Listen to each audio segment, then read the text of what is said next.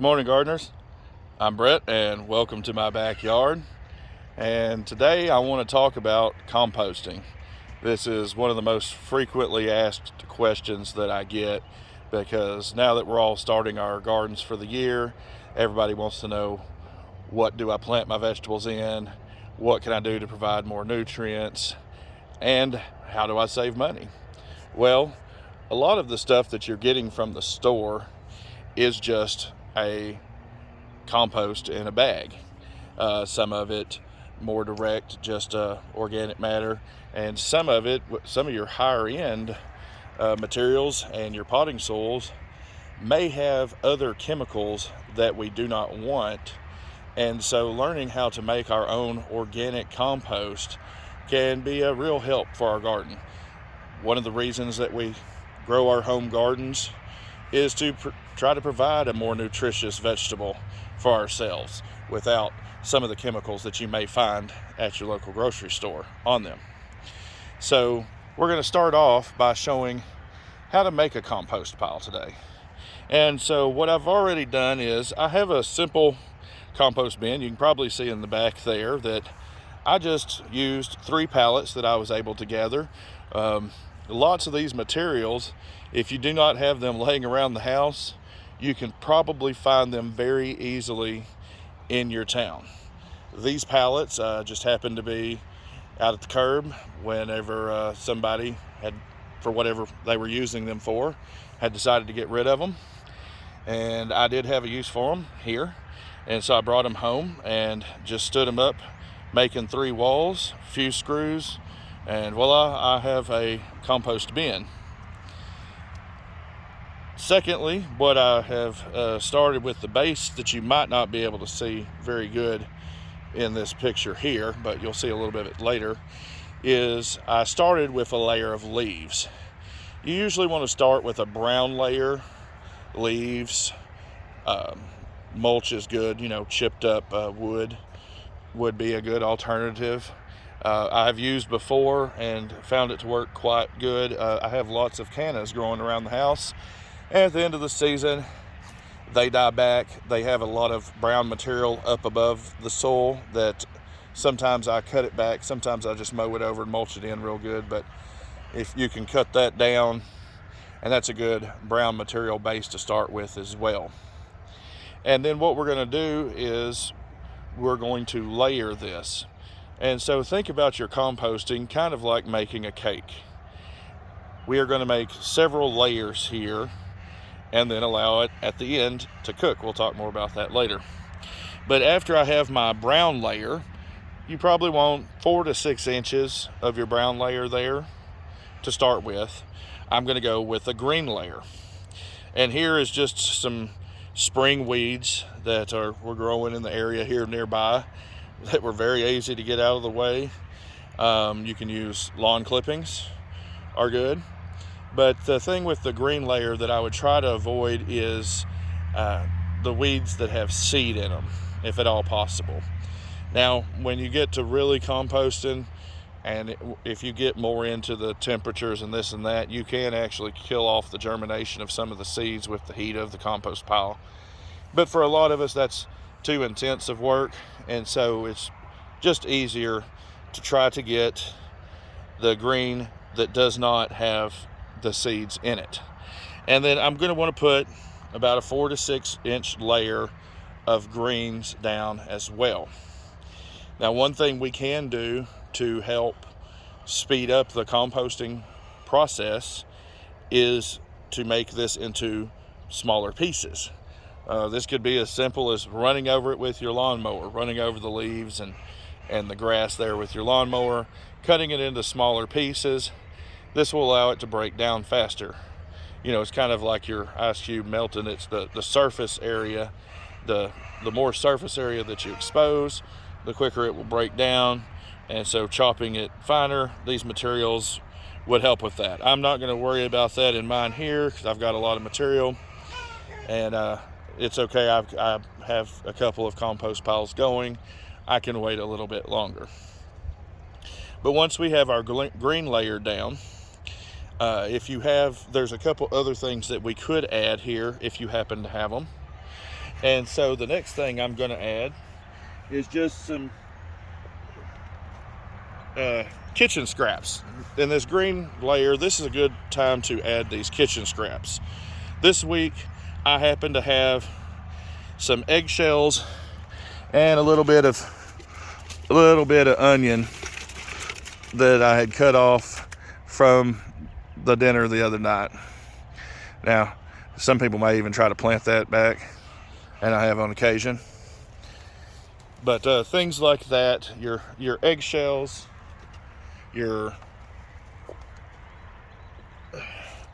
vegetable scraps, these can even be vegetables and fruits that are starting to mold. That's okay. That's what we're kind of creating here, is a moldy fungi environment. And so if your vegetables are already starting to break down, that is just fine as well. You can notice here that my daughter doesn't eat the center of the boiled eggs, and so we happen to have a few in them because they got into my compost bin before I noticed, because I would have definitely ate them myself. Now, if you get into adding a lot of kitchen scraps here, you may want to make sure that this is not your top layer. I'm always going to have a top layer on this just to kind of hold the material in place. But one reason to cover this material is the smell. Sometimes these food scraps, as they're decomposing, might not be too pleasant, and especially if you live in a neighborhood, the smell could waft and your neighbors may not enjoy that quite as much as you do. So just covering it up with a thin layer of anything, dirt or other materials, can help keep that smell down. Next, what I'm going to add in also is some of my fireplace ashes. If you've seen my videos about how to make a cheaper potting soil, you've seen me use this. Every week during the winter, especially while we're burning wood in the fireplace, I gather up my fireplace ashes, and I always add these all over my garden, into the compost piles, sometimes directly into the soil, and especially at the end of the year, I just might dump it just on top of the gardening area to be working in until I'm ready to plant in the spring. So I'm going to add a little layer of that here.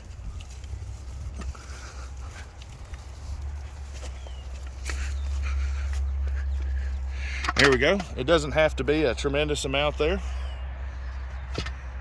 And we're going to save some back because, as I said, we're going to layer this.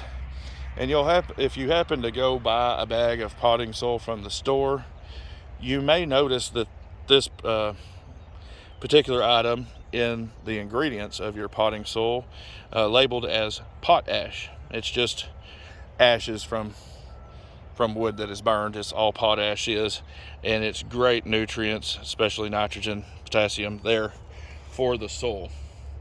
Now the next thing I'm going to do to cover this up here is, I'm lucky enough, I have chickens here, and so they produce quite a bit of good chicken manure, which is something that every good compost pile needs. If you don't happen to have manure, you can just use a layer of soil in this area. But I'm just gonna throw that on there.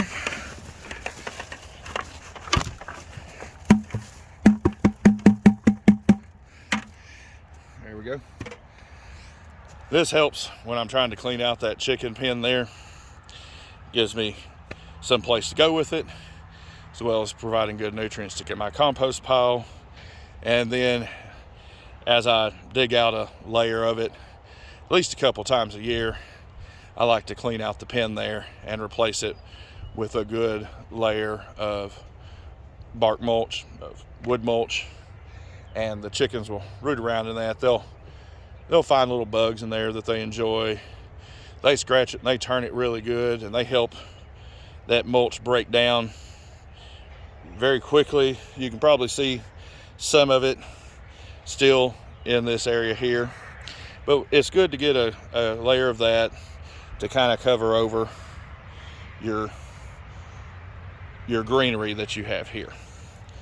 Now next, we're going to go ahead and keep layering it. And before I move on, I guess sometimes I would use a bigger layer of chicken manure here, but I just haven't collected enough out of there for today's video. But I would probably put a couple inches generally of your chicken manure on top of this. So the next thing I'm going to do is add another brown layer again to this. And so I happen to have some wood mulch. It's already been sitting in the next bin for just a little while, so it's starting to break down. This is another good brown layer, like I mentioned. If you're ever opening a bag of potting soil, if you're not getting the very fine stuff, if you go to sift out some of the bigger chunks, this bark mulch, that is what you're sifting out in there. It will eventually break down, and if you've got a good layered compost bin like this, it will break down even faster. You can probably hear my chickens very excited. They probably laid me some more eggs over there, so we'll have to check on that here in a minute. And then finally, what I'm going to do is I'm going to top it with some more brown material. I was lucky enough to get some of this. Now that bark mulch, if you live in an area where you can get a hold of some of your cities, may give you access to this. There's a good thing online called Chip Drop. That's a free service that might bring you some bark mulch if you're interested. That's a good way to get a hold of that. My next brown layer thing I'm going to dump here is just some bagged leaves. You may have these in your yard. You've got a lot of trees. I was lucky. Youth group over here went and helped and cleaned up for some people. They bagged up a lot of leaves. I was able to get that from them. Your neighbors may leave these bagged leaves on the curb. Like I said, there's a lot of these materials that you can just find around town here. And so I've got quite a bit of these bagged leaves here. There we go. And then I'll break that down here in a minute. And that ought to give me another good 4 or 6 inch layer of brown. And then at this time, I would probably water this in a bit. You don't want to flood it to where water is running out of the sides of your composting area, but I would just make sure to get it wet.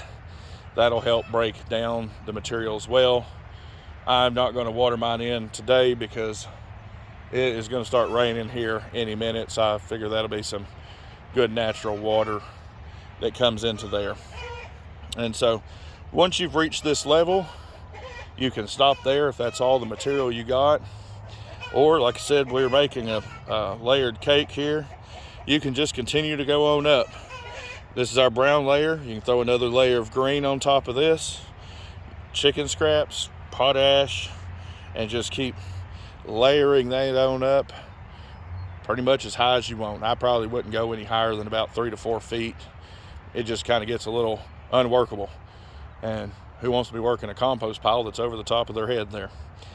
If you got that much material, you may want to consider making a couple of different compost beds. And if you have room, you could even make them in a line. That way you could turn them and have one that's working in different stages. So you may have compost coming available all the time. Now, as we mentioned earlier about this, the material breaking down, one thing to know is that as it breaks down, it's going to heat up, and that's good. That's the baking process of our cake here. It's going to reach a hot temperature in the middle as it starts to break down, and so we don't want to turn it too often. Don't think that you have to get out there turning your compost every day or every few days or every week even, because you probably want to wait at least a week between turnings, because you want to make sure that the internal part of the pile has time to reach that good temperature to start breaking down. If you turn it too often, it will never get hot enough. It'll just remain cool, and it would be the same as just leaving it and never turning it. So you don't have to turn a compost pile. It will break down here It may take longer. It may take you 6 months. It may take a year for this to break down if it just stays in a pile, especially in a cooler season. With cooler temperatures, it's going to take a little longer, and that's okay too. Some of us don't have to have compost every week of the year, but if you want to speed up the process, I would suggest every week or two checking it and maybe turning it at that point. Once it has reached its hot temperature, it'll be there for a few days, and then it will begin to cool again. If you're going to be turning it, you don't want to wait too long, because then it'll cool all the way down. It'll have to restart the heating process.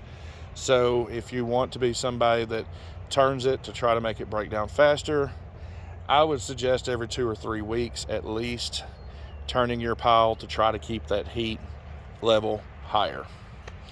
And so I hope y'all enjoyed that video today. If y'all have any other questions, please leave me a comment below. Like and subscribe if you haven't already, and let me know some other topics y'all want to hear about. Till next time.